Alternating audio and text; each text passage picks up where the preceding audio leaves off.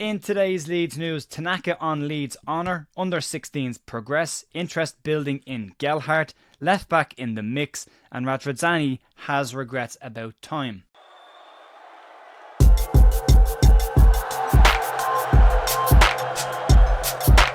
Morning folks, Jay here, Tuesday morning the 26th of November with your Leeds United news. I hope you're all having a good week so far. I hope your weekend was nice. We did have a review of the panel last night about Leeds' 4-3 win against Swansea. Crazy game of football, but I enjoyed it. Enjoyed it a lot more than I've seen recently. Great to see some attacking football as well. Let me know down in the comments what you thought about the game, but also go over and check out the review with Paul from Leeds Therapy, Jerry McNamee, as well as Ben Locke from Lockie Leeds. You can check that out if you want to as well. But there's a bit of stuff to get into this morning. We'll start off with Tanaka, the talk of the town, and it seems like every single game that goes by, Tanaka is in the conversation for man of the match, and the Swansea game was no different. And at this point, the player has probably already paid back the £3.6 million that Leeds have paid for the player. But in today's news, there's been some stories around the numbers that Tanaka has been clocking up, as well as his own opinion on playing for the club. Another standout performance against Swansea for the player, and for me involved in absolutely everything that Leeds did. He's been referred to as the conductor in that game, and well, Dan James, Manor Solomon and Willie Gnonto might get the praise for that. His work in starting most of those moves was recognised by quite a lot of people over the weekend. Tanaka has also spoken recently about his honour of playing for Leeds United, but it's the numbers that stand out for Tanaka's performances for Leeds so far. The Japanese midfielder has now completed more passes than any other player in the top 4 divisions in the English pyramid, completing 317 passes. But that's not it. As a defensive midfielder, interceptions are important. He has regained possession 31 times for Leeds United, which is also the most of any player in the top 4 divisions in the English pyramid. The player himself has also been quoted as saying that it has been an honour to play for Leeds United, and he will do everything in his power to get Leeds promoted, and he wants more while he's at the club. He's a very hungry player. He's a touch of class in the middle of the park. I know my dad in days gone by would have been the kind of player he would have loved, and would have definitely commented on the little touches of class and the calmness that he brings to Leeds United midfield. So he's been very brilliant for Leeds so far. Long may that continue. Excellent. Really involved in Willie Gnonto's goal as well. Lovely move on the left hand side of the park to overlap. And he was rewarded in the team of the week again this week, and he's joined by Manor Solomon in the EFL team of the week this week. How the algorithm works there. Someone plays for Dan James, which is mad considering I'm giving Dan James the assist for the own goal, so 3 assists for Dan James in that game. So, but we'll move on to talk about the under-16s, because they've had some good news over the past couple of days. And Leeds under-16s enjoyed another win as they have now progressed to the knockout stages of the under-16 Premier League Cup.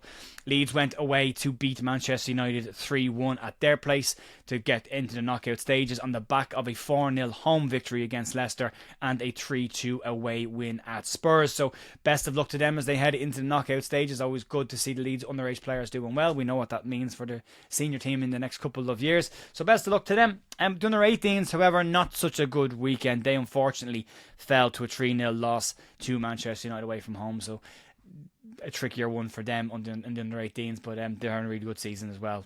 Moving on to a player that did come through the Leeds United youth ranks, but it could be on the verge of exiting Leeds United now, as more information around the future of Joe Gelhardt has started to come out. His time at Leeds United this season has been limited to only 4 cameo appearances for the Leeds United attacker, and Daniel Farke spoke in his press conference about the player and talked about where he sits in the Leeds United pecking order in multiple positions for the player. But now, according to the YEP, they understand that there is some updates and suitors are starting to line up for Joe Gelhardt in January. The YEP says that during the summer there were upwards of 10 clubs interested in taking Joe Gelhardt away from Leeds United, with both Glasgow clubs, Rangers and Celtic, said to be the front runners in that. However, they were only interested in a loan move, and Leeds had ruled out a possible loan exit for the player. Joffrey, as I said, has only made 4 appearances for the club this season, and though he may be patient and doing the right things behind the scene, not playing football is not beneficial to him or to Leeds, so an exit is looking increasingly likely for the player. The YEP are now saying that they understand that there is a willingness on the side of the player to leave the club and a willingness from the club to facilitate that, whether it be short term or long term.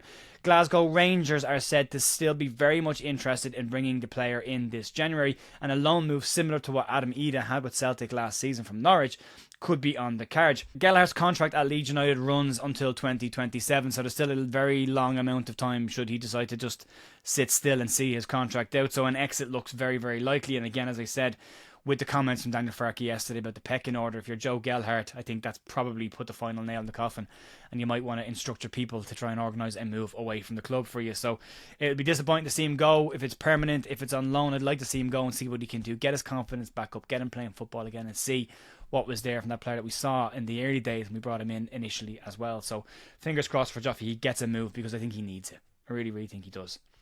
And then moving on to potential incomings in January, and with Junior Firpo's future still very much up in the air for Leeds United, a left back will be on the cards coming into the summer, and it could happen as early as January should Leeds decide to move early. Daniel Farke not overly impressed with Junior Firpo's actions to get suspended after the Millwall game, but according to Swedish football outlet Football Direct, they are claiming that Leeds United are interested in Swedish 22-year-old fullback Daniel Svensson. Now, Svensson is currently playing for Danish outfit Nordsjælland and can operate as a left-sided midfielder as well. Svensson has had some interest from English clubs in the past as well, with Manchester United, Liverpool and Arsenal all said to be clubs that were interested in the player before.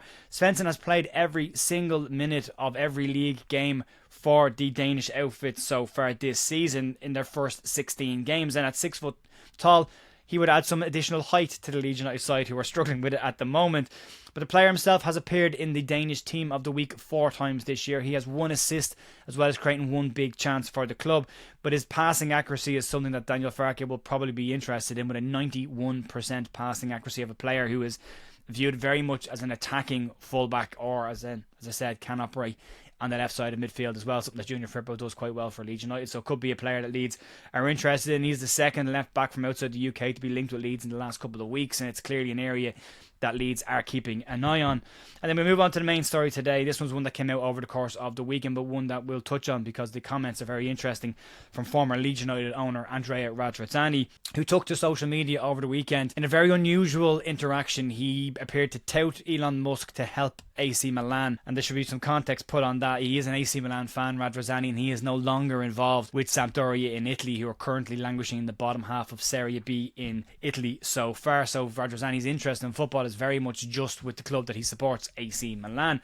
But Radrizzani decided to defend his time at Elland Road once he was queried by the Leeds United fans as normal after putting up a league table that showed Leeds in the Premier Division, which probably wasn't the best advised moment given the league tables that came after that one. He did defend it, but not only did he defend his own time, he defended Massimo Cellino's time at the club as well in a very unusual and brief interaction with Leeds fans. Leeds finished 13th in Radrizzani's first season at the club, and then came the arrival of Marcelo Bielsa, which led to Leeds narrowly missing out on promotion in the playoffs before then winning the league and getting promoted to the Premier League, and a 9th place finish in the Premier League followed that. A poor start to the following season saw the end of Marcelo Bielsa's time at the club, and the 2 seasons that followed that, or including the first season and that, were narrowly avoiding relegation from the Premier League and being relegated from the Premier League. And in his response to the fans who interacted with him about this, Radrizzani said the following: "I hear you all. Since June 2023, I have been criticised, abused and insulted anytime I say a word about anything. It doesn't change that we invested, transformed and modernised the club and finally achieved promotion after 17 years thanks to Marcelo Bielsa." He went on to talk about Massimo Cellino's time at the club, as well as what he did during his time at the club as well, with some slight revisionism being applied to this, and he said the following: "MC did a great job to clean the past debts and to make the club more sustainable. I developed it and put it back on the map of the world thanks to Marcelo Bielsa, who set the net work ethic, and we supported unconditionally in infrastructure and recruitment, now passing to Parag and Co, who will take Leeds to the next level. We can see a lot of improvements already. I have had a hard time at Leeds, but I love Leeds and I want to see you joyful again, this time with a full stadium. I regret that Marcelo Bielsa couldn't come back to save us as I wanted to. The only one who could have done it. The past is the past. let's go Leeds. There is, as I say, some slight revisionism in this as well. The Marcelo Bielsa rumoured return to Leeds United was also rumoured to be instigated by the 49ers just before they were expected to take over the club to try and bring them back to the club to keep Leeds in the Premier League was the attempt.